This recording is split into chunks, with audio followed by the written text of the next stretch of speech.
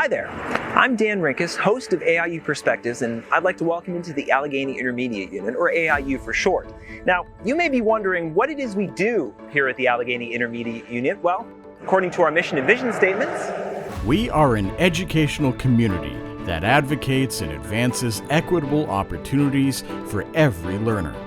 Through equitable access, all learners achieve their full potential. That's great, but what does all of that really mean? This show is the answer to that question.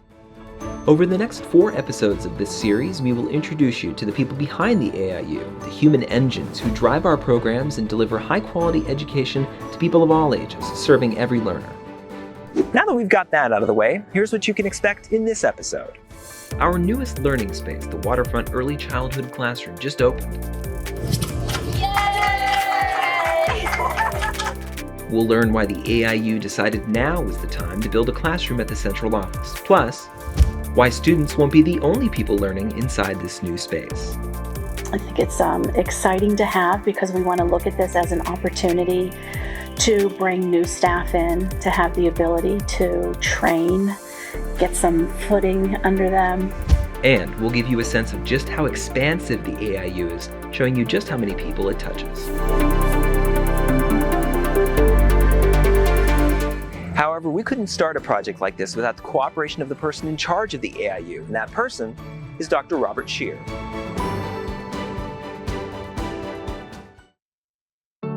The Allegheny Intermediate Unit's executive director is not much for sitting still, not just because he uses a standing desk. Dr. Robert Shear has spent all of his working life in education, and he's acutely aware of his responsibilities to the AIU's 1,200 employees and the thousands of learners it serves. It's very vast in terms of the work that we do here, so those needs are very different across the organization. Dr. Shear is continually intrigued by the AIU's many layers, from professional development to its social service programs.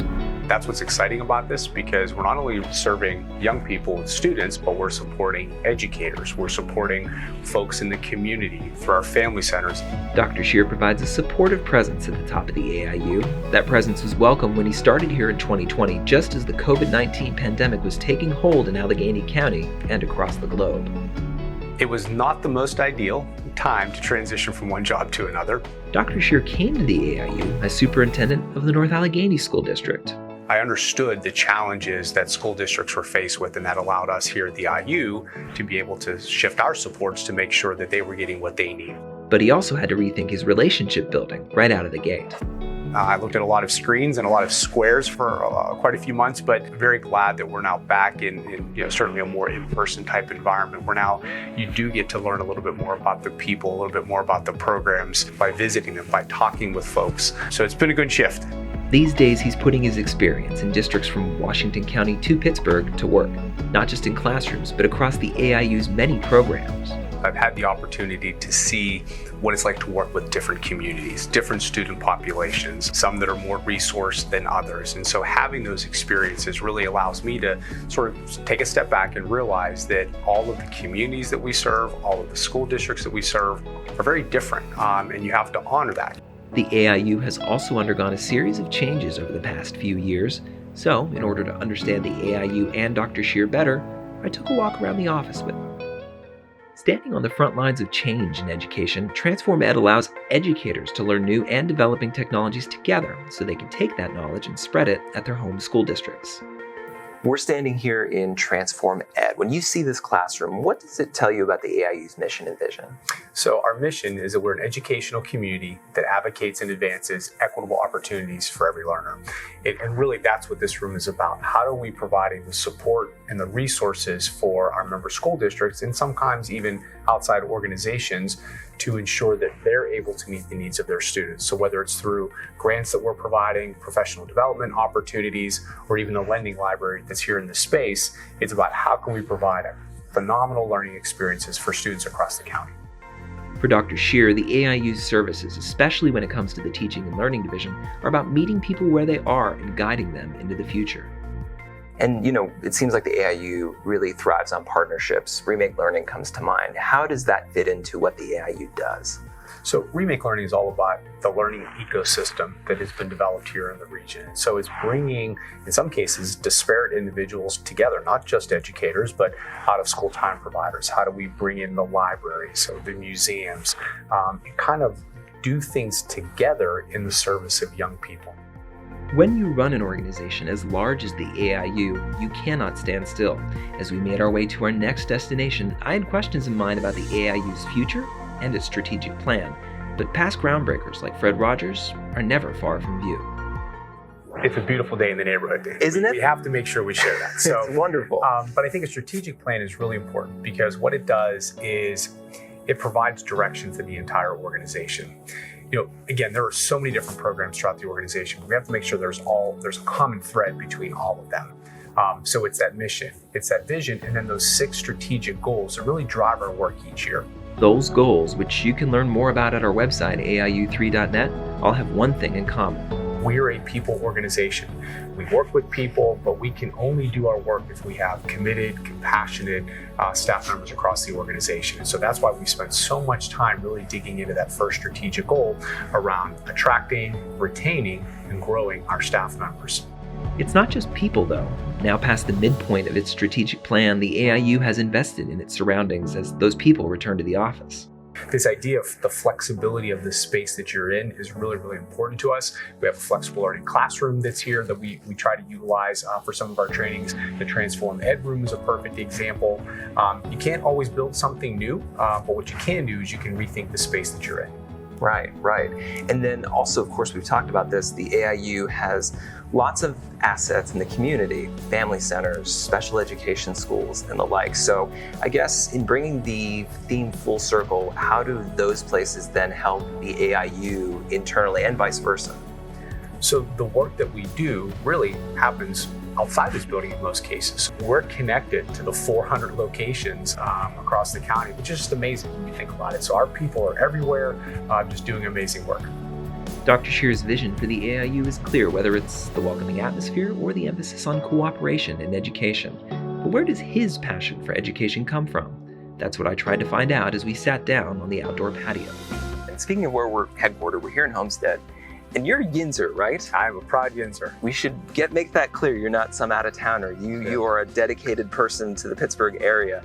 Talk a little bit about that, being from this area, knowing the city and the region and its history. Sure. So both my parents actually grew up in the city. And so I went to Baldwin High School, so just over the hill from where we are here.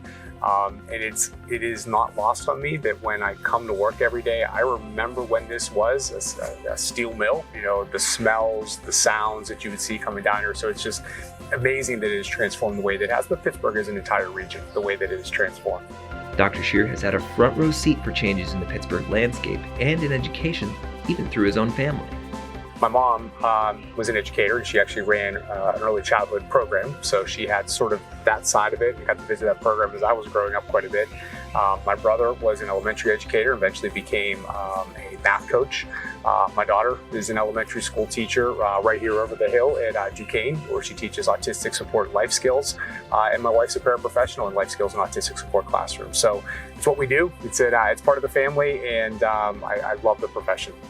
While he is a leader in the field of education, he wasn't always fond of the classroom, something I learned when I asked him about his exploits on the stage.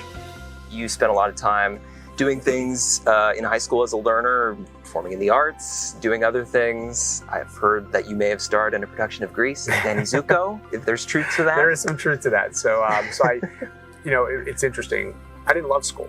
School was one of those things that you went to because you had to. Part of that also helped drive who I was as a teacher and as an administrator in schools, because I wanted to create learning environments where all students felt that they belonged, where students had opportunities to grow, where they could find a way to engage in school, because I think school works for a lot of kids, but it doesn't work for every kid. And so how can we make that happen? Well, Dr. Shear, thank you so much for sitting down with me and helping the viewers and the employees of the AIU understand what we do here, peeling back the curtain, so to speak, as we go inside the AIU. Thank you so much. Well, thank you, Dan. In this first edition of Facts and Figures, let's take a look at the Allegheny Intermediate Unit by the numbers, and there are a lot of them. The AIU is one of 29 intermediate units across Pennsylvania. Intermediate units serve as a critical link in the chain between school districts and the State Department of Education. The AIU has approximately 1,200 employees in more than 400 locations across Allegheny County. If you think that's impressive, listen to this.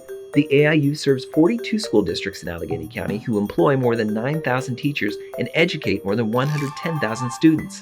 That's enough to fill PNC Park more than 3 times. Those numbers and the people who make up those numbers add up to an educational agency that shapes countless lives year after year.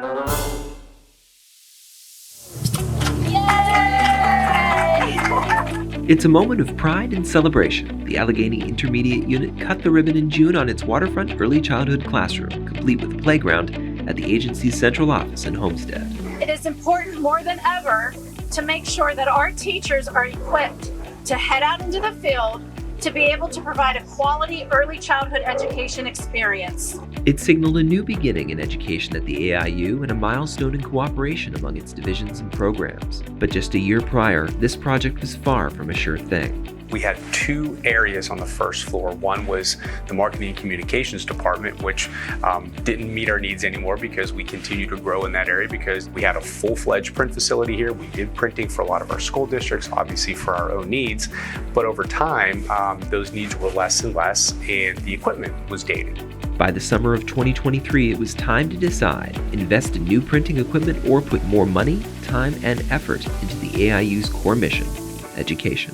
We realized there was this need for an opportunity to really train new educators as they come into our early childhood programs and to continue to train those who are already in the program.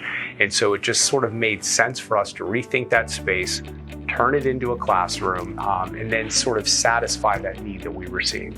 Establishing an early childhood classroom at the AIU Central Office was exactly what Shannon McGee, Program Director of Early Childhood Education Services, wanted to hear. Things just kind of took off and evolved, and we started looking for funders. How would we fund this? Because, it's not easy to do the demolition and find the funding for it. And so all those conversations were happening between the fiscal department and the program and our leaders here at the AIU. Thankfully, the classroom was set on a path to reality through funding from the federal government and its Head Start programming, along with anonymous donors. The new classroom comes at a pivotal time for children enrolled in the AIU's early childhood education programming. While the COVID-19 pandemic has started to fade, its impact remains clear. We have right now the babies that were born during COVID. It was 2020, right? So they're 4 years old now. Very little socialization that was happening in that 1 to even 3-year-old stage. McGee says those children may have missed out on developing key skills they would have otherwise gained. The turn taking, the sharing, standing in line. Those are all things that you typically work on anyways. You're seeing children that didn't have a lot of that social growth in their earlier stages and, their toddler stages, that it has a huge impact. Another key factor in favor of creating the classroom is staff development. It's also an area where COVID has been deeply felt. There's been a high turnover rate in the education field, period, and we've seen a huge impact that it's had on early childhood. So it's been very difficult to recruit teachers and teacher assistants back into the field right now. We feel that it's important to be able to kind of home grow our own, have a grassroots movement with our staffing. With dual goals in mind, catering to our youngest learners and developing new and veteran educators, it was time to get the Head Start Early Head Start Policy Council on board. Luckily, this project was right up their alley. When this was presented to us in Policy Council, we loved it. We felt like the program needed a revamp, and I think that this is what it needed. So I can't wait to watch it bloom. Tiffany Gamrat has 6 children and has put 3 of them into Head Start. A proud advocate of her children and the program, she's looking forward to seeing how students and teachers of all stripes will benefit from this classroom. I'm excited about it. I'm excited to watch how the teachers teach the new oncoming teachers and how these children flourish with so many hands, because they're going to have so many hands in it. The Waterfront Early Childhood Classroom is meant to serve as an incubator for education careers and to allow job candidates to see our teachers in action. It gives human resources a leg up on attracting top teaching talent, whether they're fresh out of college or they're a parent involved in our programming. To where if they have that passion for these young children, hey, we'll support you. Why don't you do some day-to-day subbing? We'll support you with getting a credential. The classroom will allow preschool early intervention specialists to address learning delays and other issues up close, giving the AIU's Special Education Division a new avenue to continue its critical work. We want to make sure that we have the opportunity to support all of those students who are in our program so that they can then find success through the rest of their lives. So I really hope that everybody, embraces this as much as they can, because this is a vital tool. With the ribbon cut, children playing on the playground, and the class roster filling up for the fall, McGee is hopeful the lessons learned here by students and educators will ripple throughout the AIU. We have 50 classrooms, 55 classrooms through the county, and we service close to 1,300 children and families a year. That's a huge impact that we can make. And if we can start here by developing best practices for the children and families that come to our classrooms and get that out in the communities, continue to grow on our best practices, that would be ideal.